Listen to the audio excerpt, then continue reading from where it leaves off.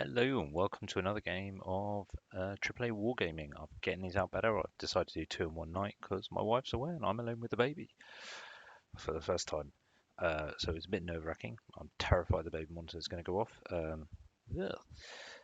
Right, so this is on to Game 4 of Cardiff, which happened back in May. I'd sobered up by this point. I'd had a good breakfast. I was raring to go, and I felt good actually. Like I'd had a good day the day before. I'd done okay against Rory, though I cheated, not intentionally. You can't do a combat reform and then charge. You can do a combat pivot and then charge. So we learned that, kids. Second one against VC. Yep, Paul got bold. Absolute gent. Had a lovely game, but he absolutely owned me. Also, um, when things are in water features, don't charge them if they've got fortitude and you've got flaming weapons. Doesn't work, especially casts. And then third game against Guillaume, which is don't get drunk, James, because unlike everyone else in the wargaming scene, you can't handle it. But yeah, no, still came back with 6. So I was actually really happy, even though, sorry, I hadn't won a game. And as a team, we'd won 2 and lost 1. So actually, we're on like table 3 or 4 again. We were playing that's my list still, the Rods of Battle. So again, not a chump list, not a chump team. Like we were playing good teams, like top of the teams here. So well done, Spiky Club. So you got Artem, who is pretty much like he's he's the obvious choice. He's had a fantastic season in 2023. I mean, no one can doubt that. I mean, what he does with Sylvanels, it's like an extension of his body. The dice just like the dice don't matter. He tactically understands his army so well. So him as captain, it was like, yeah, this is irrelevant of how you feel about the matchup. That's a red across the board just against him. You then got John Turner, so we need another experienced player. I think he's ETC with Scotland a couple of times with Ogre Games, so he knew the army very well. You've got Rob with VC, really nice bloke. Played him before with played him before with something. No, I haven't. I've met him before a few times. He normally plays KOE, but he was playing VC, so he was sort of like the one where we're like, okay, we possibly, but lots of people didn't want to play because it was a VC list. And then Elliot, who's normally plays VC actually, but I think he's come up for England or Wales this time. So again, another thing, and he was bringing out Orcs and Goblins. So, but obviously the team was doing well because we were on table 4. I mean, it was a shock we were on table 4. I think for all of us, we were really. But it still says round 2 pairings. This is round 4 now. Yeah, so we were quite. I must admit, I looked at it and people were like, look, we don't really want the PC. We don't think. And I just went, look, this because I realised this will be the third game I've had. And no offense to Rob, but it's the weakest player I've had with VC, noting that the first 2 people I've played this year were Jack Austin and Paul Godbold, who Jack Austin took me off 20-0 in the Art of War last game, and um, Paul Godbold took me. Well, I could have taken me off. I think I got lucky in quite a few areas. Like it should have been he should have got over 15 points, and I got lucky to get that 7. I think, yeah, or 5, 7, 7. But anyway, like so I was pretty happy with this. I was like, look, I think this is one of the first few times he's using them. I'm starting to understand how this list works. I've got the right stuff to play on the Altars Battle. I'm comfortable with this. Give it, like, I'll do it and do this. So he did. Otherwise, David got the Ogre Kingdoms. Ben got Orcs and Goblins, which felt was a good matchup. And then Anton volunteered to take on Artem because it was a bit like that. Artem, you're doing well. You're on form. Any one of us that goes against this. I mean, maybe I can come away with some points, but like again, Artem knows how to play a Sylvan's matchup, so um, Artem was thrown under the bus with. Sorry, no, Anton was thrown under the bus with because he was our best option of coming off with any points. So yeah, yep. Game 4, it was Dawn Assault and secure target. So again, I was like Dawn Assault. Yep, I can box him into a corner, secure target with 2 pennies. This is another one where at least I can draw the objective. I felt I know he's got another vampire on there, but actually I can take out one of his scoring. I know he's got vampire knights, which was interesting, but as long as I kill them, like I can draw the objective, which means it will come down to points. I'm looking at he's got a big killy zombie dragon, adept on shamanism with halberd, cleansing light, which I was like meh. I just don't take any fortitude saves. Obsidian rock, Nosferatu mystery of the night. So yeah, He's got a Vampire Count General, Dead Arise, Wizard Adept, Occultism, Light Armor, Destiny's Call, paired with Alarming Commander, so Kingslayer as well. So a Killy Lamp Vampire in there, but again, I was like, yeah. He's got a Necromancer with Wizard Adept with Evocation, so he's got that double. He's going to have reroll to hit, reroll to wounds with Magical Heirlooms, so another rise. He's then got those 47 skeletons with Halberd Standard Bearer. I will get better at this. I think I'm rush the formatting. I need to double check what stuff. With Banner Relentless Company. So this was an interesting one. This was a good one where they are going to suddenly realise he's probably going to have the vampire counts in there. At some point, they're going to be back, and then suddenly they're going to be on the objective or in my face. So I was going to have to be mindful of that throughout. So I was going to have to constantly be able to plan for that to be able to react to it. You had 2 units of 28 zombies with musicians, 2 units of 8 direwolves with champions. What I didn't want them was to get my dragon fixed on them, so ideally I want to keep my dragon away from them. Otherwise, that's my only real character that he can use. A unit of 3 bat swarms, 2 altars on death. So obviously these are elf killers further on. So what I don't want to do is get stuck on his big unit of skeletons while those 2 are just plinking me off at the end of the game. But the fortitude saves. I've got a cleansing light lord on a dragon and the blade dancer flame banner. So if those 2 get into them, they're in trouble. So they've really got to watch it as well. Quarter of the land is going to go into skeletons, so I'm going to have trouble with them. And then 6 vampire. Objective was the 6 vampire knights. And what I was suspecting was maybe I'd have to give up with the skeletons and go after that. But I was having a look at this and go, look. So this was a plan. This is not the end of the game. Magic.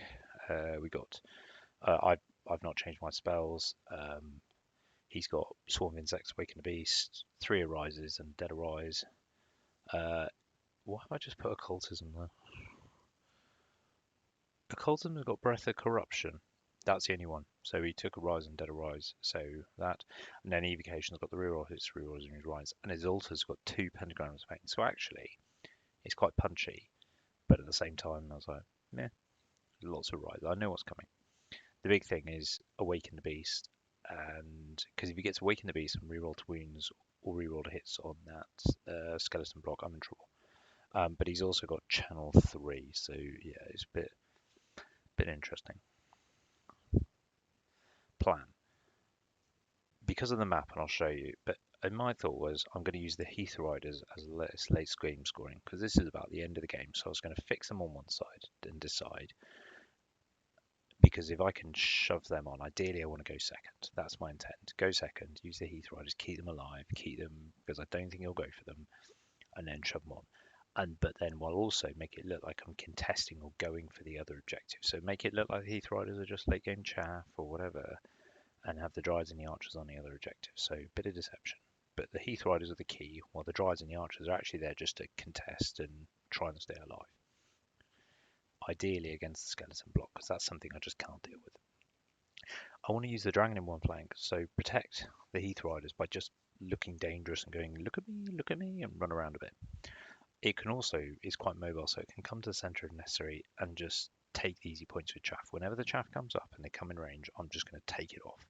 Magic, everything is going to go for it. Dealing with the skeleton block, I wanted a plan for it. This is the thing about Ultras and Death. And the Kingslayer, I was like, man, it's great, but I've still got 5 pages on my tree father, so actually, I've got 3 monsters, one of which is probably not going to be available, so I'm going to have 2 monsters that I was like, look, I'm going to put the 2 monsters opposite the block, because with the Dryads, actually, I can hem it in, and 2 Thunderstorms is going to be a significant amount of combat rest, so this was the plan. Go for it. So, looking at the thing, so what we've got is I chose Brighton Side, and this is mine. I'll explain a bit. So we've got a hill, a field, another forest, and impassable.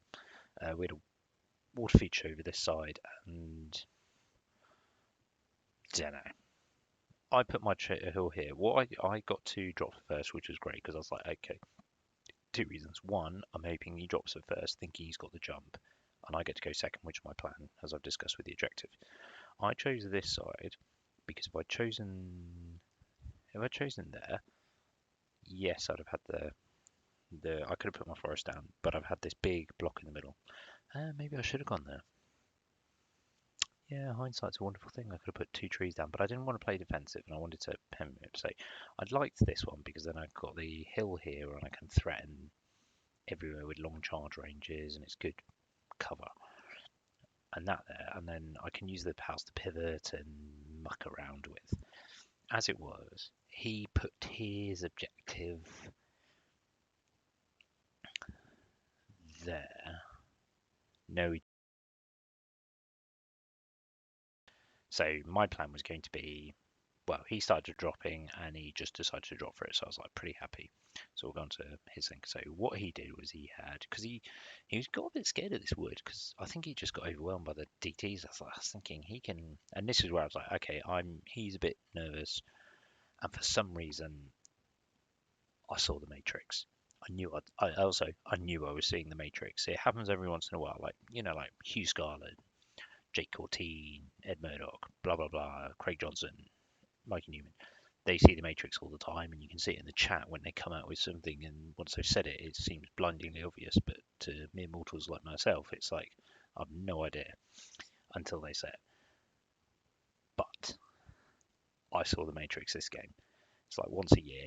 I knew it, and I knew I was on point. And I was like, okay, I've got you here. Psychologically, he's uncertain. I'm gonna go for it. So he's put his altar dragon, altar dragon, vampire knights, bat swarm, zombie, direwolves, zombies, skeleton with altar and general, and direwolves here. And I was like, okay, cool. He's hemmed in. So what I think he's going to do is going to go that way with them, spoiled by the direwolves. He's going to go that way. I don't know where he's going to go with these. I suspect that way and that way. And then them over there, I was like, it's a bit annoying. With them over there, that was probably the one thing that made me have to go, okay, cool. Because otherwise, I was like, okay, Heath Rider's over here, Dragon over here. That was the plan. Dragon was going to muck around with this impassable. That was what I wanted the impassable. I was like, this is perfect for the dragon just to sit behind and muck around because he's flying.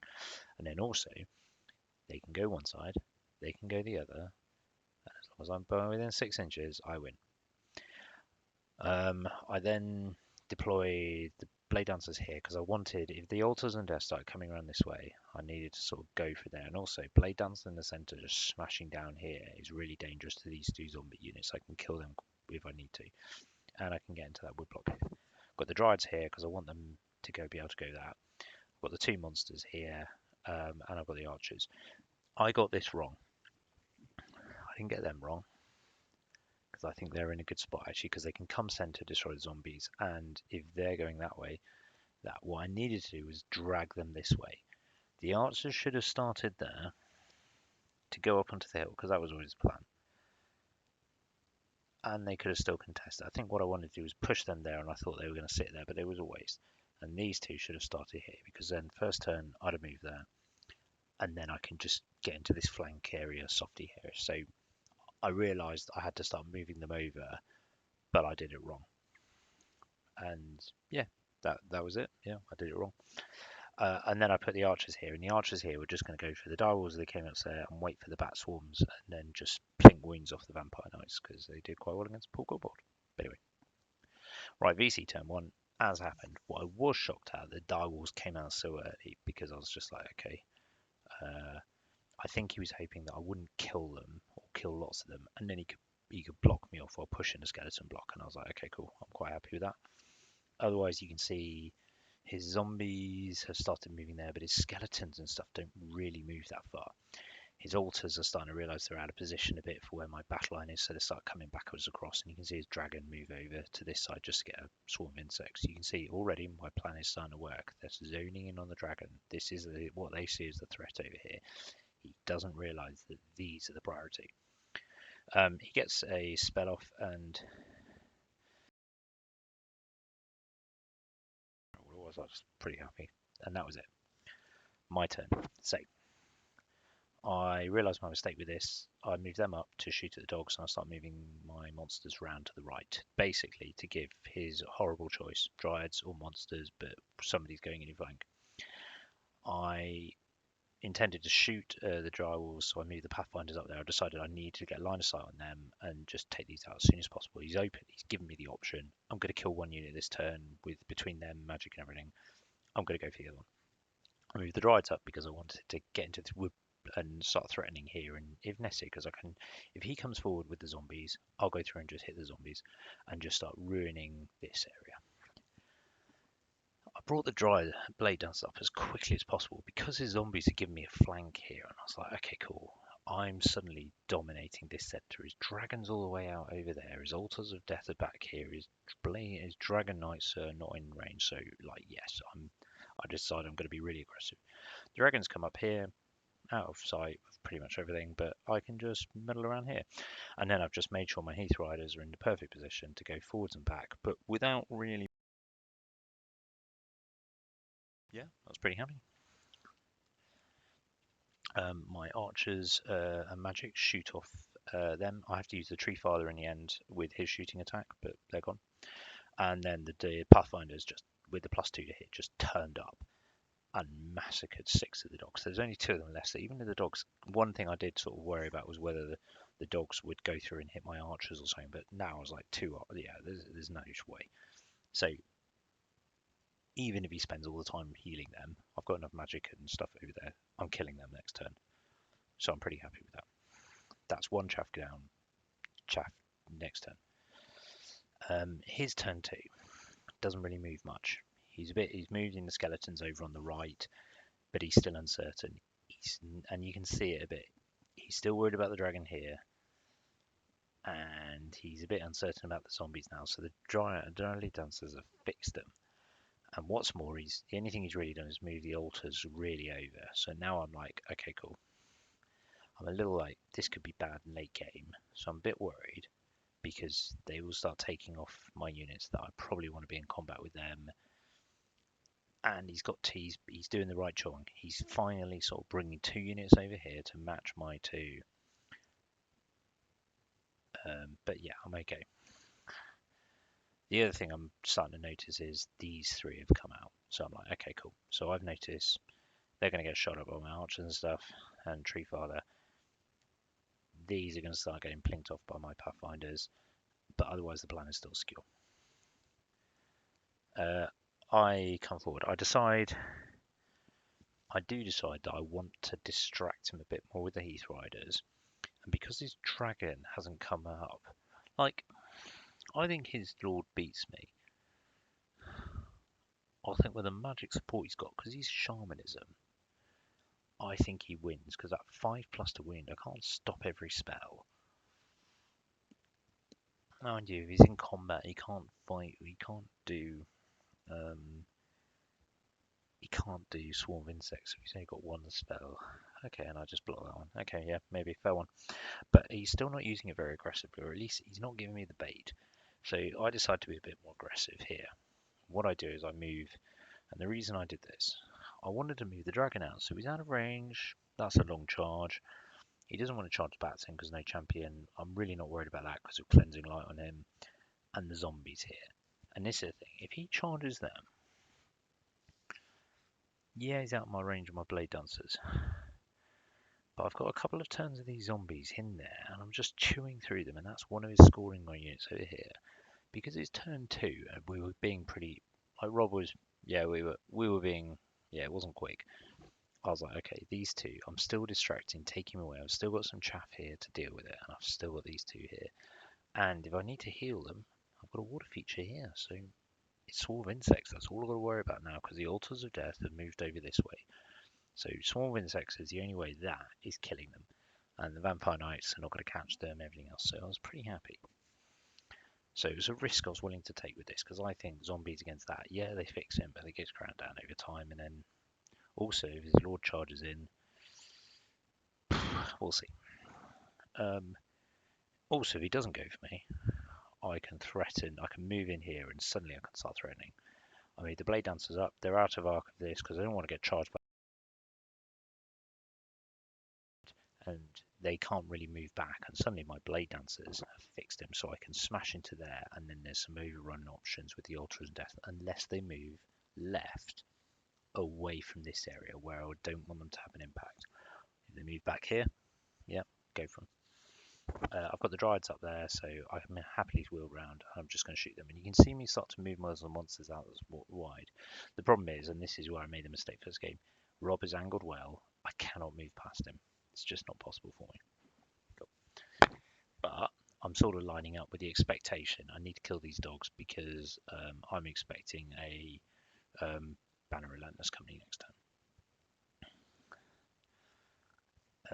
Yeah, you can see, and I just buffed the Blade Dancers to death. It's basically saying, come and have a go if you think you're hard enough, because I will destroy you. I think I've got Stone Skin, and I had an awesome phase. I was like, I don't really need all this magic now, but there you go. Because he just wanted to stop my Master of Earth. See, he wanted to stop something. I can't remember, or maybe he just had a bad phase. But either way, they didn't really have any effect. Yes, I managed to shoot off a battle, which means he's probably going to have to reheal it, but meh. You can see it here, but the Pathfinder's Switchfire, this is now the target, and you can see my, oh, that was it. Yeah, you can see the dogs have gone now here, so that's that bit of points, and I'm starting to work on is Bat Swarms at the back. So I've got two, I'm up on points. I'd say I'm in a more commanding position at the moment, and now I'm expecting a Banner Relentless company, which this is where it's going to get a bit interesting.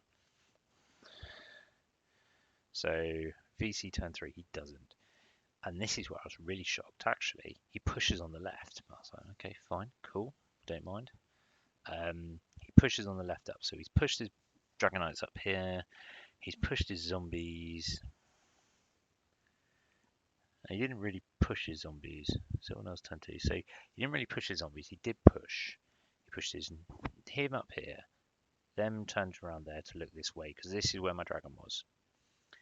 He's moved the Bat Swarms up to threaten, and then he's not really done anything with zombies. He's just grown the zombies a bit, and he's kept the altars of death here. I was really shocked. This was the move. This was the turn I was expecting this to happen, and it stopped, and I went brilliant. So that was good for me, because if we'd done that, then I'd have had to go in, and this would have been a whole different thing. Now he's left me a really, really obvious thing. So what I do is I charge the Blade Dancers into his zombies, because I was like, okay, I think with all this I can shove. The problem is if I've got this wrong, and they come in, this is bad. So what I did was I moved the dragon here to threaten, because if necessary, he can go in there. If they go in there and I can hold and get some more combat rares, I can bring the Dryads in and the two monsters and everything else. Also, he can come in and threaten there. So, because ideally, I'd want to move him back here to start threatening here. But I was like, I needed to concentrate on effort now, and this is what the dragon is for, just temporarily coming over to cause some threats here. And it happened. As you can see, I managed to get Stone Skin and Perception of Strength off, which is brilliant. And the reason it was risky here is because I was outside the wood. But you can see I'm now Strength 5, and he's winning on 5+. So I don't think even they want to come in here. I was like, I'm going to choose +5. I chose +1 attack because I wanted to kill as many zombies as possible and get them down so I can kill them in next turn.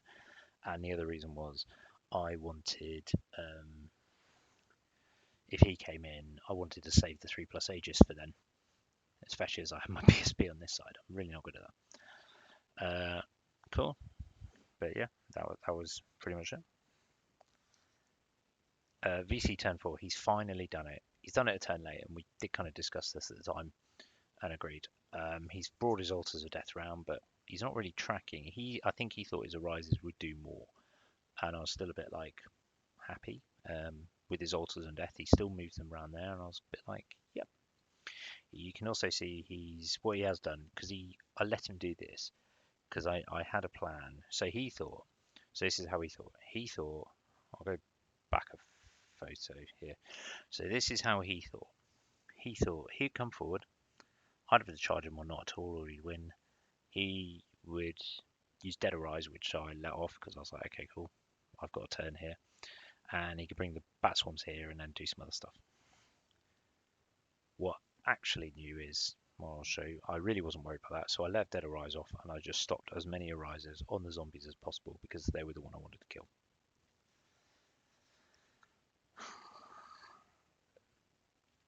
Now this is where I made a mistake. because of time. What I should have done was, because my Dryads were blocked there, if my Dryads weren't blocked by this and they were here, I would have charged everything and I'd have had them and I'd have gone there. Maybe I should have done that in the first place, but I thought with 6 turns I had enough time to deal with this and I could still win. So what I did was I charged on my turn. I charged the Blade Dancers into the Altar of Death to get rid of it, and then they'd be able to overrun and kill them in turn 5 and then come back. He was shocked that I didn't charge these 2 in, and I explained why. Because I moved my Shamanism Apprentice out and I sat him in front of them and I went, your move. So, and then I moved the Giant round and I was like, cool, this is it. Charge the Dryads in there, they kill them, and then I'll be coming into the flank there. And the one I was going to stop was the Rise. I wanted, where's the Giant? His dragon was there. What I wanted to do was come back around and threat push up because the points are there and I couldn't fit 2 on one side, so I wanted to still threaten him and I wanted to be able to block his zombies from getting in because the things there, they're on top of it. 2 can come in and I can kill them because I wasn't sure whether I could actually kill them. But I was reasonably confident by this point, even with the vampire coming across. I managed to get perception of strength up. He stopped waking the beast, and I killed one of his things because I popped the flame banner. I just went, yeah, flame banner, bye bye. I overran and I hit the other Revolter. Turn 4, yeah, you can see Prentice has popped out, and he's like, crap. I also shot the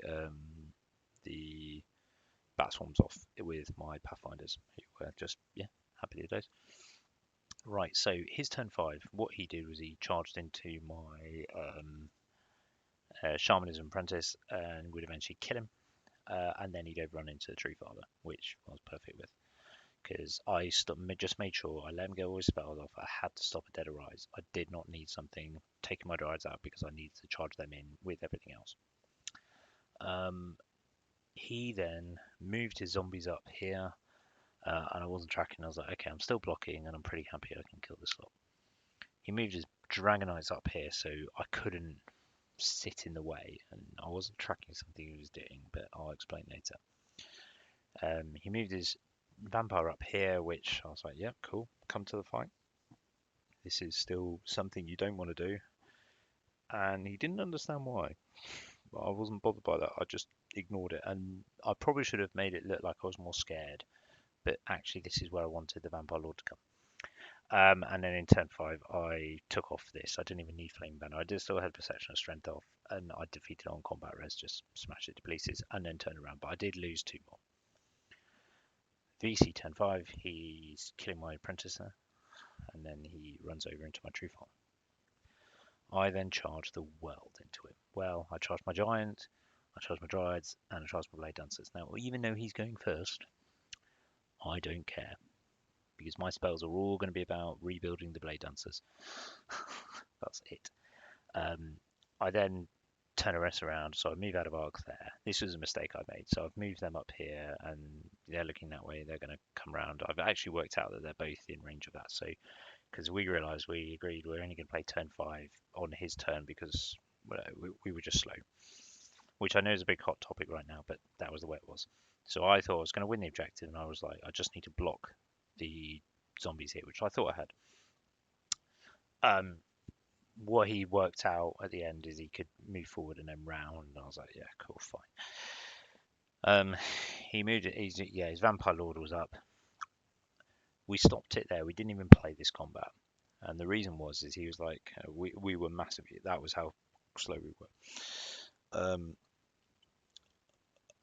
Rob, yeah, Rob was using a new army, and that was probably the big one, which he admitted. And it's fairness, we've all been there. Like, whenever you pick up a new army, and this is where I'm undecided. I don't know whether it's good or bad they're taking points. It's a big thing on the UK scene at the moment. I was pretty happy that actually this was probably the one game that we didn't finish. I mean, we didn't play turn 6 of mine against ID, but against Game, that was because I had nothing left. But every other game finished on time, early, up to this point. So I was pretty happy that I now know what Sylvanels do. I know how to play this list and blah blah blah.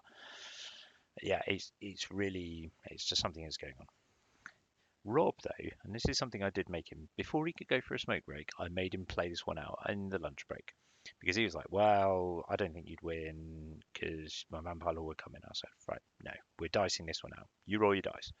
Didn't kill the tree father, which he thought he would with his lord and everything else. And then I went, right, now here's my attacks back.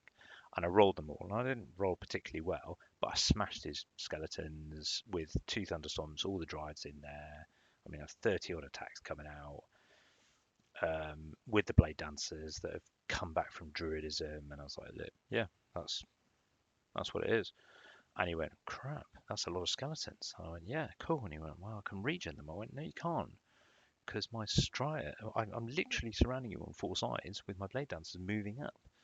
And he's like, oh yeah. So there's only like 15 skeletons left, an altar of death, and two characters. And I was like, yeah, cool. Well, one character. I was like, yeah, cool. And he was like, yeah, I'll bring the Lord in. I went, okay, cool. You bring the Lord in. I challenge him. So you get my wound for my dryad, or my because you're going to charge the dryads because they're closest, and the blade dancers are a bit dodgy. You're going to charge my dryads. You champion, so you get that, and three overkills, so you get four. And then you do some stuff with the characters, and then I get 15 skeletons, and I'm probably going to put some points into your altar as well. I've got ranks, because I'll probably move to ranks. I'll probably move to ranks in that time just so the Dryads are getting some ranks, because I don't need their combat path, because I'm going to go through you. And amongst everything else, so you're going to have no ranks. You're going to have a charge, a rear. I'm still going to have a rear, a flank. So it's not great for you. And we did the combat res, and he realised his dragon was going to die as well. So if this game had finished on turn 6 with mine, I would have killed his unit, everything over here, and I'd have won this objective. So I think between his dragon lord, his general, and his skeleton unit, I think that would have pushed me probably up to a 17, 18 plus. Hold that thought. Actually, it was a 13-7, but I think I would have probably got minimum 5 points more. So yeah, maybe it is good that everyone's pushing us to start the game and finish them on time. But anyway, it was still fun. And what I was really happy about this game was I saw the Matrix, but I have finally burst my bogey about VC. It could be the fact that I was playing far better players than I. I finally, yeah, I understand how to bid that. I got the tactics right and I did it well. Tick VG, well done. And that's where I want to go with that.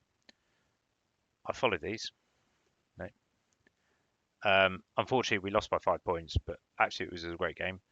Um, yeah, that was really good. So, yeah, managed to get more than one game out soon. So, I just need to get one more of this and then I'll go back and do a different tournament. So, thank you very much for listening. Bye.